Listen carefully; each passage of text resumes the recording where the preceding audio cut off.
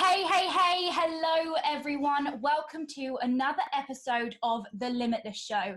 Today we'll be talking about people pleasing. So if you feel like you are a people pleaser, then this video is definitely for you. I am so excited to talk to my guest today. My guest is Reuben Wachs. We met maybe a couple of months ago or so, but since knowing him, he has given me so much value in my life, so I'm sure he will give you so much value in your life too. He has so many wise things to say. I'm so excited for you to meet him. So hello, Reuben. Thank you for being on the Limitless Show. Thank you so much for having me. It's such an honor to be here. No worries. As soon as I met you, I was like, he needs to be on this show. So I'm so grateful you're here. Today, we're talking about people pleasing because this show is all about limitations. And I bring on a new guest every single week. And we talk about something that has limited the guest in their past. So what I want to ask you is, how has people pleasing limited you in the past? Yeah, it's a great question. I definitely want to come out straight away and say that I very much still have very strong people-pleasing tendencies in me. And I'm coming to this show with more of a want for discussion about it. And I am actually really excited to ask you some of these similar questions, get your insight as well, because I know how much you work on mindset and have these kind of ideas going around. So, but yeah, it's a great question. So how has it limited me in the past? I would say that I, as a person, from a very young age, have really felt a strong sense of wanting to please people, to like people. And if we really look at people pleasing, what it is in nature is that want for validation. And we all have that very much as kids. We want to please our parents, we do things for them, we show things to them, trying to get that. And that's a positive, natural instinct of ours, because we're going to want to be part of our tribe. But when it can start to limit your life, which I have definitely found in elements, is when we overextend ourselves. That's one element where we say yes to too many things. I don't know if you've ever experienced that. Definitely. But I, as a person, if someone's asking me for support or help or advice or guidance or my time, my habitual sense is just to instantly say yes. And I have definitely found myself in burnout a few times from working too many jobs and being with too many people. So I've kind of gone to the very far depths of that saying yes. Then the kind of other side that I see to it is that kind of more self-esteem side, where we want people to like us because maybe we don't feel so positively about ourselves. And those can both really impact a lot of people. And I would say that for me, it's definitely been quite a strong sense of just wanting to be liked, wanting to be valued. I think if I really look back on it, if I think about it now, it probably has something to do with being a younger sibling. And I always really looked up to my older brother, still do, very much so. And I think that kind of want to always be as good as him or be liked as much as him and all of that, that really habitually came into my life.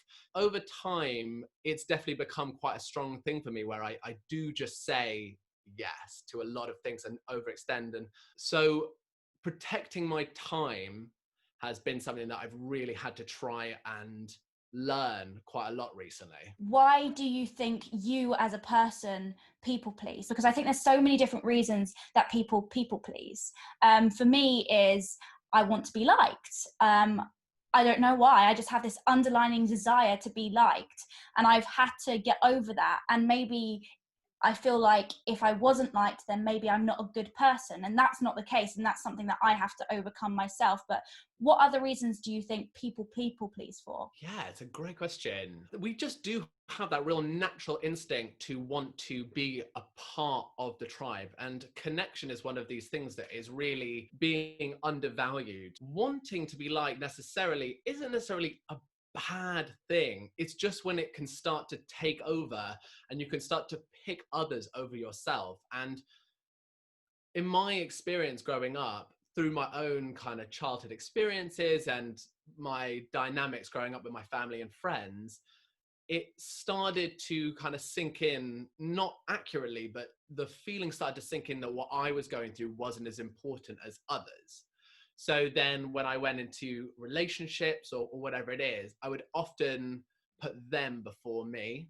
And that is another form of people pleasing, where you Mm. choose their suffering or their Their struggles needs. over yours, and you put yours down to the side.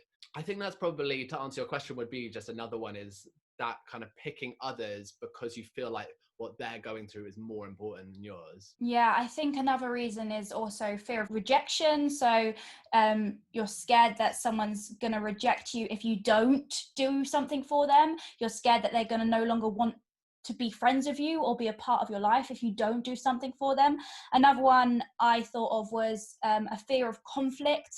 If you say no to someone, there might be some kind of awkward conflict, and especially if you struggle with anxiety, conflict is really hard to deal with. So you'd rather just say yes and deal with it on your own than say no to that person. That's so important what you just said though, and that made me think of, for people who are people pleasing because they are putting other people's needs ahead of theirs, when they continue to do that, they lose a kind of care for themselves and they stop caring about themselves. And the thing with that is, when you stop caring about yourself and put other people's needs ahead of yours, you kind of lose your light, you lose your voice, you lose your health, the thing that makes you you, because you're not working on you. And therefore that makes you not as good for other people, because the more you take care of yourself, the more you can take care of other people and their needs as well. You are speaking my language. Like everything you've just said has really, really resonated with me. I mean, that what you just said there is the message of my channel, The Power of Helping. That idea that to really truly be there for others, to truly care what they're going through, we've got to feel good in ourselves. And when we don't have that, we get what's called compassion fatigue. I was actually speaking to an assistant psychologist the other day, and she runs a group session for nurses, and she talks about very regularly, one of the most common things that they come to her with is that they don't feel like they're doing enough. They look to others and they think they're doing way more, but they all say it. And they end up overextending because they feel like they need to give more and they need to keep giving. But it's exactly what you said. If you don't take care of yourself as the priority, as the kind of analogy of putting the mask on when you're on an aeroplane, you're doing yours first before you're doing someone else's. Yeah, you can't pour from an empty cup. So we do get compassion fatigue when we don't really truly look after ourselves. And so, yeah, that really does resonate with me big time. Yeah, so what I want to talk about in the next part of this episode is what we as people, because as you said at the start, we're still struggling with this. The best way to learn something is to teach it, and that's why I love doing these videos, because I'm always teaching what I learn so I can make myself a better person. How are you getting over people pleasing? What are you doing? What mindset are you changing? What are you telling yourself? What are you implementing into your life to help you get over being a people pleaser? Yeah, such a good question. And I think that for me, this kind of question about looking into people pleasing and saying no is something that I've only really truly started to look at properly since I started my YouTube channel, which hasn't been that long. I didn't realize how much I was freely giving my time and energy out. And I've spoken to you about this quite a few times, about kind of my struggles with keeping up to the weekly schedule of the videos. And I realized that I was so freely giving. If someone would message me and it'd be a weekday and I had a day planned of work, and they call me or something like that, and they say, I really need your support, or I'm in town, should we hang out? I wouldn't even bat an eyelid. I'd just say yes. And then I'd get to the end of the week and I'd be so stressed because I'd be rushing to get everything done in time. So over the last little period of time, I've put in a few boundaries. And that's what I would say. The first answer to your question would be setting some boundaries and being strict with them. So a few things I've done, which is I have allotted time during the week and I've been unbelievably strict with it. And people are so understanding when, instead of you just saying no or I can't, that's another tip, is not saying I can't, because we can. But if we say no, relating it to your needs, so just saying I'm not going to meet you this time or during this time because I really have a need to get this work done so that I don't feel stressed, people are really, really understanding of that position of and they want to support you in that. So that's been really good for me, just setting clear boundaries. And I just basically have the weekend now. I just say, let's just always meet on the weekend or weekday evenings. Another thing that I would say that people, it's a bit of it's one of those things that we don't really think about too much when it comes to people pleasing, but it's this kind of feeling that if someone messages you, then you just have to message them back. I have this so strongly in myself. If I read a message on my phone, I can't, it feels so wrong to just put it away. I can't, I can physically, but it just doesn't fit for me. So a few things I've done is I've taken all social medias off my phone. I've taken all messenger apps off my phone. And that's been a huge relief, because if I'm out and about or I'm spending time with someone, I'm not getting those messages and I'm not getting that call for my attention through the phone. I only look at it at allotted times on my computer. And then this kind of actually comes back into the want for self-esteem validation. So when we are on social media a lot and we are expecting to get those likes, and we're on that lottery machine, we're on the slot machine of the social media likes, then that really does fire up our need to be liked and that need for validation. So one thing for me has been a bit of two birds with one stone, is getting rid of social media off my phone, because giving less time when I don't need to give it, and then less validation through my phone, through social media. Yeah, no, great tips. I want to go back to the first one you said about saying no to things. I've definitely been in that position where I literally say yes to everything. If someone says something and I say yes straight away without even thinking about it as well, that leaves me in a position later on where I think, do I really want to do this? And I feel angry at myself for saying yes, or worse, I let the person down and say, actually, no, I don't want to do it. So what I find helps me is to actually give myself breathing space to think about if I actually want to do the thing that is being asked of me. I say, hey, I'll get back to you on this as soon as possible. That gives me time for me to think to myself, do I actually want to do this? Am I doing it because I think someone else wants me to do it and someone else will like me more for doing it? Or am I doing it because it gives value to me, because it gives value to the relationship that I have for this person? So really give yourself time, because a lot of people pleasers just say yes and they don't think or give themselves time to think and say, actually, do I want to do this? And is this good for me? For the no thing as well, for saying no, it's good to know what your priorities are in life. If you know what your priorities are, you're more likely to say yes to the things you want and no to the things that you don't want. If you don't know your priorities, you'll be saying yes to everything because you don't know where you want to get to. If you don't have an end goal or a goal you want to get to, you're going to start saying yes to everything and everyone and leave no time for yourself. Whereas if you have this purpose, if you have this kind of place that you want to get to, if you have your priorities, like what is important to you, what are your values, who are you, then you will know what feels right to say yes to and what feels right to say no to. So I think people pleasing is about getting to know yourself as well, so you know what is right for you. I will just say those are some really good tips. I'm definitely going to take on board that giving a bit of time, just saying like, I'll come back to you. That's a really, really good tip, because yeah, it's such a knee-jerk reaction to want to please them. But if you can give a bit of time, then you can formulate a response where maybe you can say, doesn't necessarily just need to be no. You can say, hey, I've actually got someone else who might be a better fit for that.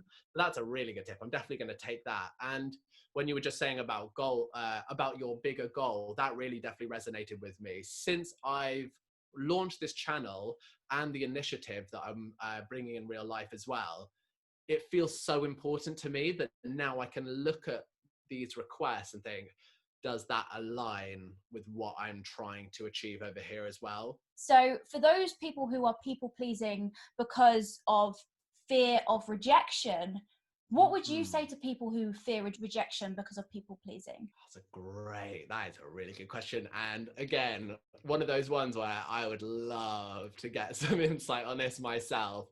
I definitely feel a real rising of anxiety in me when I feel like someone's going to confront me or there's going to be a rejection of what I'm giving.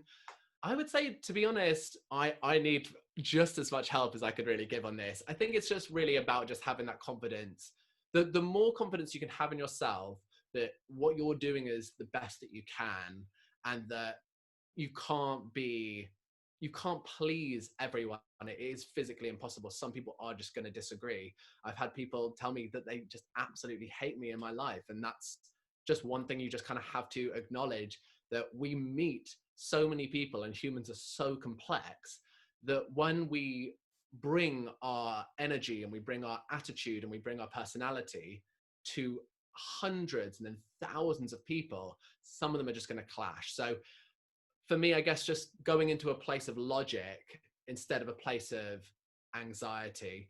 One thing actually I'd really say helps with this as a tip is meditation, because meditation, what it can do is when you're training in meditation, you can rise emotions in yourself naturally. So you can imagine yourself getting anxious, or you can imagine a rejection when you're not actually having it. Then you can acknowledge that that feeling is created in the brain. It's just it's imaginary. It is just, you are feeling it, but you can bring it up and down as you please, so that then when you feel that, when you are having a quote unquote rejection, then you can feel that rising of emotion and go, okay, that feeling has risen in me. I am not rejected. There just is a feeling of anxiety rising in me. So let's look at that. Okay, that is in there, cool. And when you name it, when you label that feeling, it does reduce how much it impacts you. So bringing in some meditation into your life is going to help in many ways, but that is one way that it can help. Yeah, I would say for fear of rejection as well. I always go back to this quote, and I swear I say it all the time, is those who matter don't mind, and those who mind don't matter. It's about knowing the people in your life, the people who really care about you. And if you say no for your own reasons, like I have friends where I say, actually, I'm really struggling with anxiety right now. Can we do this another time? That used to give me fear, like, oh, maybe they're never going to invite me again, or they're not going to like me for saying something so honest and, truthful. When actually you've got to realize there's so many people in this world, and some people are going to like you and some people aren't going to like you. And I've kind of found the more people who don't like you, the more you're being truthful to yourself. It doesn't mean that people aren't liking you because you're a nasty person. Like, I don't mean go and be nasty to everyone. Don't go and be rude. Like, kindness is, be kindness at your core, like be kind, but not everyone's going to resonate with you. Not everyone's going to like you. And that's not your fault. Like, people don't like other people for some really weird reasons, and there's nothing you can do about it. So even if you say no and then that person rejects you, they're not your friend.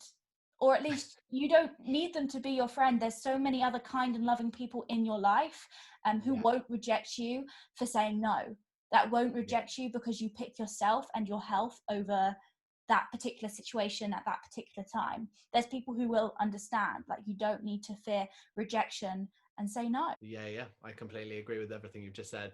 And I also, just, you touched on it for a moment then, and I do really just want to also give a shout out to saying yes, because when people often talk about people pleasing, there's a lot of yes bashing.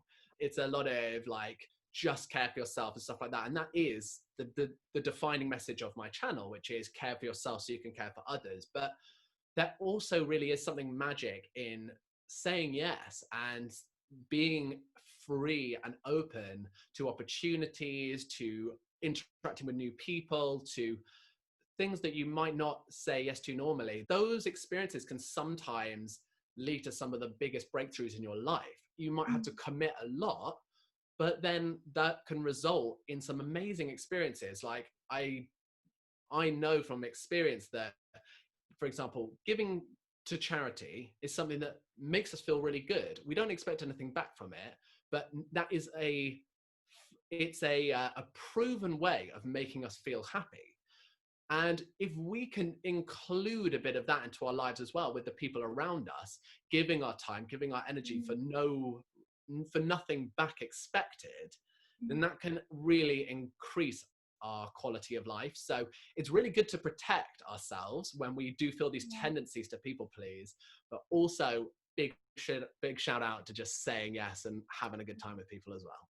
Yeah, and doing things for others, because serving is a great feeling. When you serve others, when you help others, it is a great feeling. I think it's that whole thing, everything to do with finding happiness and success and having a good life is finding balance. But the thing is, there is never balance, but it's like kind of going from one way to the other way, like a scale. It's like you're never going to be fully balanced. You're never going to fully say yes to the same amount of things and no to the same amount of things. But you got to realize when that's tipping too far that way, or it's tipping too far that way, then you're like, oh, actually, I need to go back this way. It's like, it's not a balance. It's kind of like a metronome. Is that what's it called? The things that go like this? I think that's what it's called. Metronome. Yeah. That's a really good analogy. I totally agree. Can't be perfect at anything. There's no rules that allow us to be perfect. So it's just about being aware, and that's really what it all comes down to, is how aware are you when it comes to these situations? Are you letting things happen to you, or are you going and happening to things? And that is, who actually said that? I think it might have actually been Leonardo da Vinci. He said, yeah, don't let things happen to you, happen to things. Something along those lines. I'm probably butchering it a bit, but I would say that is a really good way to look at struggles that you're having is, okay, I feel negatively in certain situations, and just do some work into why that is, become aware. And that's definitely going to bring a lot more light into your life, where you understand, you can see what's going on more clearly. And that's a good time. Yeah, my message that I always say every single time is you have to be aware of something. You have to figure out why you're acting a certain way, or why you're feeling a certain way, or why you're thinking a certain way, before you can actually get over it. It's so much easier to solve a problem when you know what the problem actually is, rather than living in this state of just like blinkers on, like everything's like a lot of people live with blinkers on, and like they're like, this is the way life is, when it doesn't have to be like that. Like you can take them blinkers off, and there's a whole new world of learning new things and having a better life. Another thing that we said was conflict. If people are scared of conflict, how would you get over that? People pleasing. Yeah, a great question. I think it's probably been my defining struggle of my life, has been, there's been such a strong fear of confrontation in me that has really, if I was to say there's anything that's really truly limited my life in any way, it would be that sense of fear when it comes to confrontation. For me, what's been phenomenally helpful is improving communication skills. So there's a conflict tool called nonviolent communication, which is a way of communicating with people where we take out the violence in our words. We have a lot of violence in the way that we speak. There's a lot of judging, criticizing, blaming, guilting, saying things like, oh, you did this and now I feel, and because I feel this way, and all of these different things. And when we have these communications and we speak in that way, we can really cause a lot of our conflict ourselves. So when you learn how to speak in this nonviolent communication using this tool, well, it's like a way of communicating. It can really help you go into these conversations knowing that you have a lot more that you can call upon to make it sure that both of you feel heard. You both feel heard, you both feel understood, and at the end of it, you both feel respected. And that is a huge accomplishment. But being able to do that naturally is really difficult. We've learned these habits of speaking in particular ways. So taking a look at that and becoming aware and learning that there are ways to reduce the amount of violence in the way that we speak, that can really, really help. Yeah, I just want to say that Reuben recently did a video on this on his channel. So if Reuben is inspiring you, if you're finding him helpful, please go check out his channel. All of his details for his Instagram, Facebook, and YouTube page will be in the comments and the description below. His channel is called The Power of Helping, and it has such a great message behind it. So I want to continue with this conflict thing, because while you were talking, I recently have actually been struggling with like people pleasing, and I recently messaged someone and I'm worried, like, what have I done wrong? Like, and I've literally messaged this person saying, what have I done wrong? Like, because this person hasn't messaged back to me in like 2 months. So I'm like, I must have done something wrong. But what I want you to realize is, if you have a fear of conflict, a lot of the things that you're telling yourself in your head, like you're making up these stories about how if you don't do something, someone's going to say something, or if like someone's not messaging you back, there's this whole story behind it. There's probably not. And we make up so many stories in our head, and we just really confuse ourselves when we don't need to. There's actually probably a reason why they're not replying to you. So for another thing on communication, like actually communicating with that person and understanding that they're not actually hating you, or they're not actually judging you, or there's not a problem there. Because a lot of our fear of rejection, fear of failure, fear of success, fear of anything, a lot of fear is all made up in our head. It doesn't actually happen, and we make up these stories like, if this happens then I'm a failure, if this happens like la di da di da, and it's not actually true. It's a story we're making up in our head, and it doesn't even come about. So if you are scared of saying no because someone might have a go at you or hate you, it's probably not going to even happen. You're making it all up in your head. Yeah. I mean, there's a few points there that definitely really hit home. I would say that, let's say we take this example of you not having someone reaching out back to you, and I have definitely had this countless times, and I'm an overthinker, so I really do play out all the stories. But a few things that have really helped me, there's one which is doing work into understanding this concept that we actually can't make anyone feel anything. So if I said to you something and I said it to someone else, you'd both have completely different reactions. Or if someone was experiencing getting fired from a job, they would feel that very differently if they're coming from a home where they have an expectation to achieve really high, than if they were from a place where just like being in that environment was a massive achievement. So those two experiences, one's feeling that fear of rejection and one's just feeling an amazing feeling of, I learned so much in this job. Okay, so everyone has their individual experiences. So technically it's them experiencing their own experience. You can't make them feel anything. It's a bit of like a I'm still kind of getting my head around it, but that is something that is good to know. And then the other thing is that's been beneficial is, when it comes to these assumptions of what's happened, a lot of the time we do make assumptions. So checking yourself and going, is what I'm thinking actually just an assumption? Can I prove to myself that this is what's happened? What I would say is, if you take a situation where you're talking to someone really intently and they're kind of looking out the window, in your head you're thinking, they're just not even listening to me. And so you might say, are you ignoring me? But that in itself, that thinking of what, that it's an assessment, it's a judgment of what they're doing. Are you ignoring me? To them, they could be thinking, I'm listening so intently that I'm just looking so that I can truly concentrate. But they're just having very different, we've got an experience here and then we've got the assumption here of what's actually going on.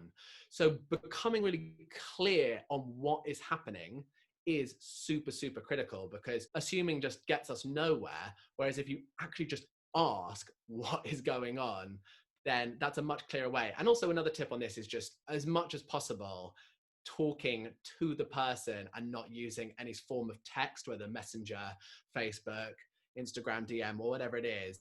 When we can have communication and you can hear the voice, 70% of our communication is through our body language, around 20% is through our tone of voice, and only around 10% on average is the words that we say. So if we're just texting, we're communicating through around 10%, and then we're assuming the rest.